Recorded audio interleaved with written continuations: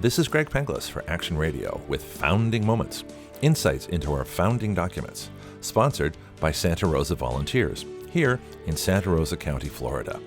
Santa Rosa Volunteers is available at their website, SRV1776.com. That's SRV1776.com.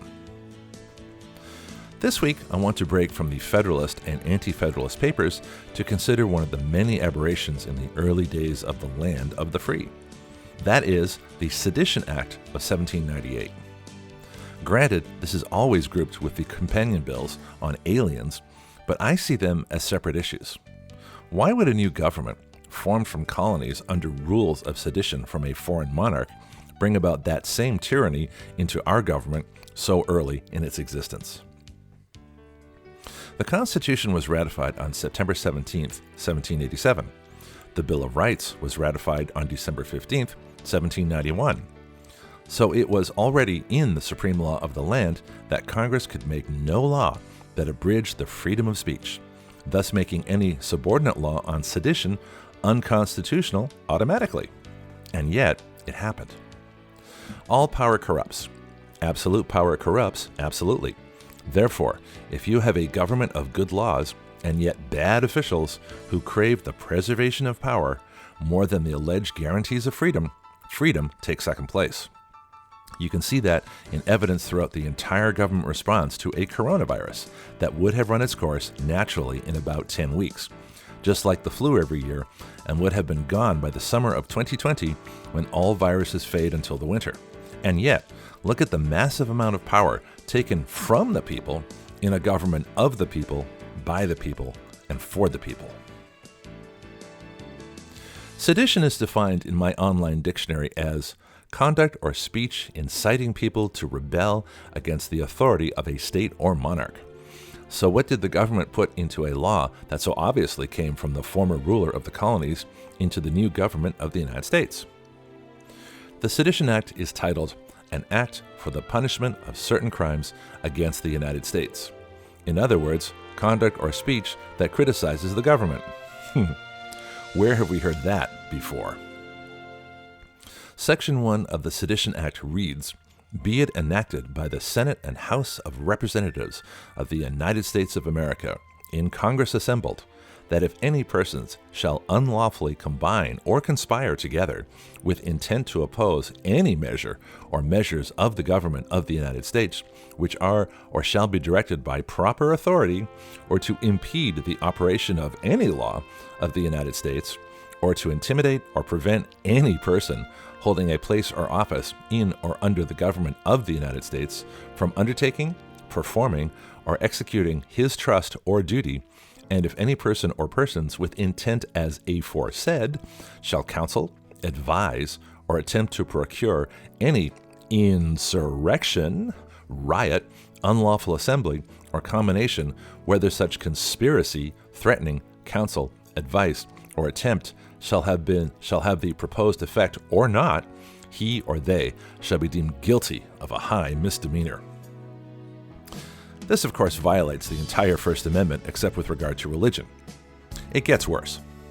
Section 2 says in part, "And be it further enacted that if any person shall write, print, utter, or publish, or shall cause or procure to be written, printed, uttered, or publish, or shall knowingly and willingly assist or aid in writing, printing, uttering, or publishing any false, scandalous, and malicious writing or writings against the government of the United States, or either House of the Congress of the United States, or of the President of the United States, with intent to defame the said government, or either House of the said Congress, or the said President, or to bring them, or either of them, into contempt or disrepute, or to excite against them, or either or any of them, the hatred of the good people of the United States."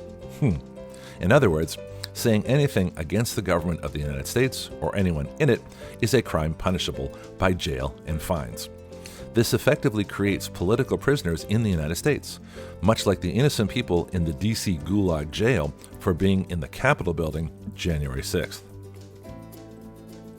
If that were not bad enough, within the Sedition Act is probably the most dangerous provision to individual liberty that I have yet seen in the founding documents, and provides a shocking precursor to the future neutralization of our jury system and the supremacy of the government courts over the people.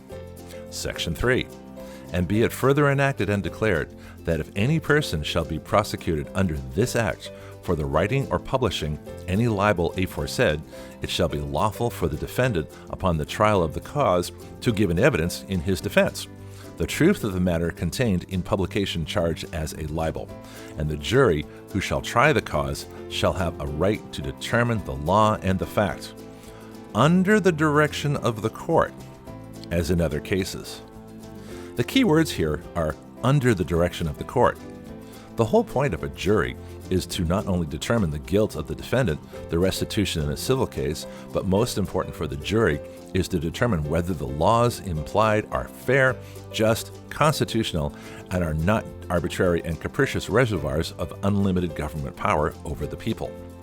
Jurors can do whatever they want because they are the representatives of the people over the judges who work for the government and therefore work for the people. And yet, as virtually every judge instructs their juries that they can only judge the facts of the case and not the law, that lie is repeated every day in courts all across the country. And now I see where it came from. Section 3 is really saying that the juries, and therefore the people, are under the direction of the court.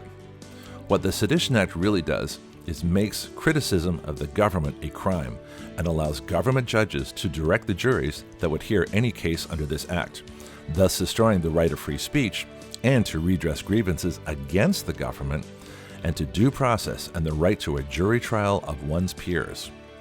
One could imagine anyone charged under this act would be guilty until proven innocent, and then ruined by government if they were proved innocent.